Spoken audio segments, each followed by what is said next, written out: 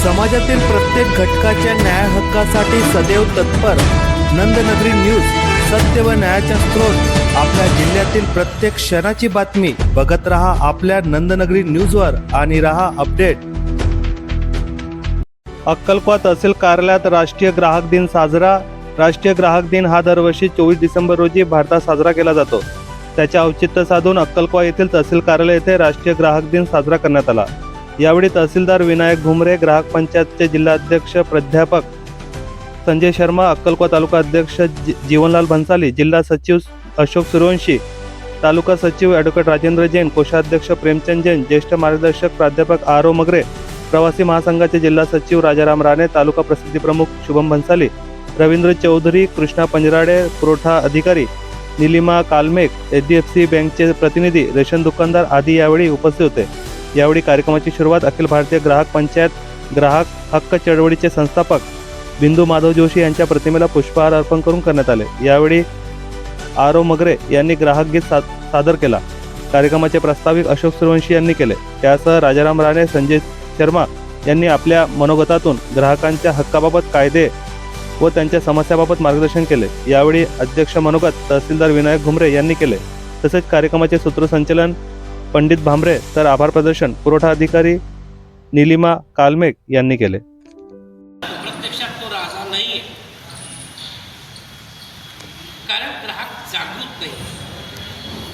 जोपर्यंत आपल्याला कायद्याची माहिती मिळत नाही तोपर्यंत आपण कोणाच्या विरुद्ध काय करायचं हे त्याला करू शकतो. त्याची माहिती असणं आवश्यक. आणि कायद्याची माहिती जोपर्यंत येईल आपल्याला मिळत नाही तोपर्यंत आपण दुबारलं जातो, आपली पिळवणूक. म्हणून हा दिवस तो साजरा केला जातो. त्यात ग्राहकांनी जागृत व्हायला पाहिजे. ग्राहकांचे हक्क काय, त्यांचे कर्तव्य काय याची जाणीव व्हायला पाहिजे. शासनातर्फे दरवर्षी हा दिवस शासकीय स्तरावर राबवला जातो आणि त्यात ग्राहक चळवळीचे काम करणारे संघटना आहेत. आम्ही जे संघटनेचे काम करतो आम्हाला कुठला पैसा वगैरे काही मिळत नाही. आम्ही स्वतःहून आमचं काम योगदान देणारे आम्ही आहे. आणि हे करत असताना आमचा उद्देश फक्त एकच की ग्राहक कुठेही दुबारला गेला पाहिजे, त्याची पिळवणूक नको. साहेब 17 डिसेंबरचे जे पत्र शासनाला दिलेलं आहे, केंद्र शासनाने हा दिवस जेव्हा दरवर्षी साजरा केला जातो, प्रत्येक वर्षी केंद्र शासन आणि महाराष्ट्र शासन त्याची थीम देत असते. आणि यावेळी जी थीम दिलेली efficient and speedy disposal through digital justice, अर्थात डिजिटल न्यायाद्वारे कार्यक्षम आणि जलद निपटारा, ही थीम यावर्षी केंद्र शासनाने आणि महाराष्ट्र शासनाने या दिवसासाठी दिलेली आहे. आता ही थीम देण्यामागचा उद्देश काय? कारण शासनाने ही थीम देण्याचा उद्देश असा आहे की न्यायाद्वारे, कारण आपण सगळं असं म्हटलं जातं की न्यायालयाचे दरवाजे या न्यायालयाची पायरी न चढलेलं बरं. आता ही जी संकल्पना किंवा ही जी म्हणणं आहे हे कुठेतरी थांबवलं गेलं पाहिजे. आणि ते थांबवण्यासाठी अशा थीमद्वारे ग्राहकांना जागृत केलं जातं. आता भारतामध्ये जी न्यायालयीन प्रक्रिया आहे ही 3 प्रकारे आहे. एक फिजिकल, म्हणजे प्रत्यक्ष जज असतात, वकील असतात, फिर्यादी असतो, आरोपी असतो, आलेले सगळे प्रेक्षक असतात आणि त्यात ते न्यायदान केलं जातं. हे फिजिकल. दुसरं जे आहे त्याच्यात ऑनलाईन. आणि तिसरं जे आहे ते आभासी न्यायालय. आता सध्या कालाय तस्मेनमा, जसं जसं वेळ बदलतो तसं तसं माणसाला बदललं गेलं पाहिजे. आता डिजिटलचा जमाना झाला, सगळ्या गोष्टी आपल्या मोबाईलमध्ये आलेल्या आहेत. आणि अशा अवस्थेत सुद्धा जे न्यायालयीन प्रक्रिया न जाणे कित्येक वर्षापासून सुरू झालेली आहे तिला कुठेतरी थांबून जलद न्याय मिळाला पाहिजे.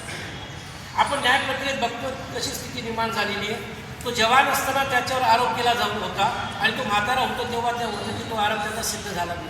एवढी वर्ष त्याची गेली नाही. तो मनुष्य म्हणून, ग्राहक म्हणून तो न्यायालयाकडे काय मागू शकतो. आणि ही जी परिस्थिती निर्माण झालेली आहे ही परिस्थिती कुठेतरी थांबली गेली पाहिजे, म्हणून ही केली.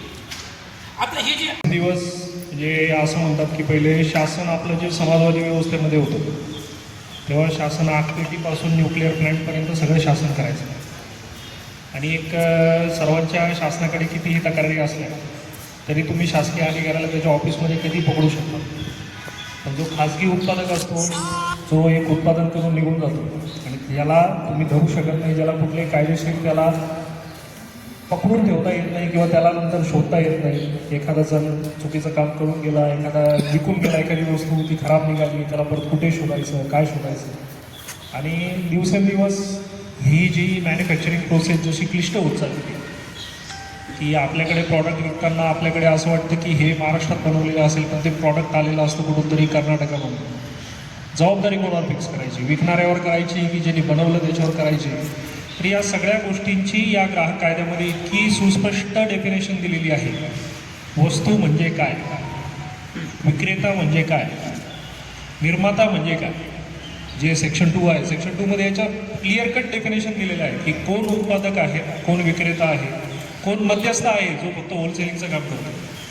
तर ह्या कायद्यामुळे माझ्यातर्फे खूप खूप आभार मानतो आणि खूप छान मार्गदर्शन केलं. आणि याच्यामध्ये ॲक्च्युली हे आपला जो भाग आहे हा सगळा ट्रायबल आणि एकदम हिली एरिया आहे. याच्यामध्ये लोकांना त्यांच्या अडचणी काय आहेत आणि त्या अडचणी कोणाकडे मांडाव्यात. म्हणजे माझ्याकडचे निम्मे अर्ज कमी होते. म्हणजे माझ्याकडे घरकुलापासून तर कोणी काही करत असेल तर माझ्याकडे सर्व ग्राहक दिनाच्या खूप खूप शुभेच्छा. एवढं बोलून मी माझे 2 शब्द संपवतो.